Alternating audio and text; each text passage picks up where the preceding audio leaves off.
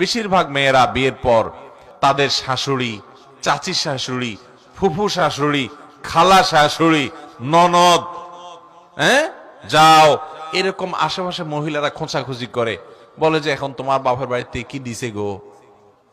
সাথে সাথে বলা উচিত, আপনারা কি খয়রাতি? আমার বাপেরতে কি দিবে? আপনাদের যদি এত অভাব হয় তো আমার বাপের বাড়িতে ভিক্ষা করবেন, কারণ রাস্তায় না থাল নিয়ে বসবেন। আল্লাহ তাআলা আমাদেরকে অন্যায়ের বিরুদ্ধে দাঁড়ানোর তৌফিক দান করুন। যুবকরা যারা বিয়ে করেন নাই, যৌতুক মেয়ত বিমুক্ত বিয়ে করবেন ইনশাআল্লাহ। এবং যৌতুক তো নিবেন না, আবার বউরে খোঁচাবেনও না। বউরে খোঁচানো যাবে না। যৌতুক নেন নাই কিন্তু কথায় কথায় বউরে তুলনা দিবেন, হ্যাঁ তোমার বাপ হয়তো কিছু নেই নাই আমি, তাহলে আর লাভ হইল কি? আমল তো নষ্ট হয়ে গেল। ওইটাও করা যাবে না। ছোট লোকই এগুলা। শ্বশুর শাশুড়ি ননদ যাদের কথা, ননদ যা তাদের কারো কথা বা আচরণে কষ্ট পেয়ে যদি আমি আমার স্বামীকে বলি, তাহলে কি গীবত হবে?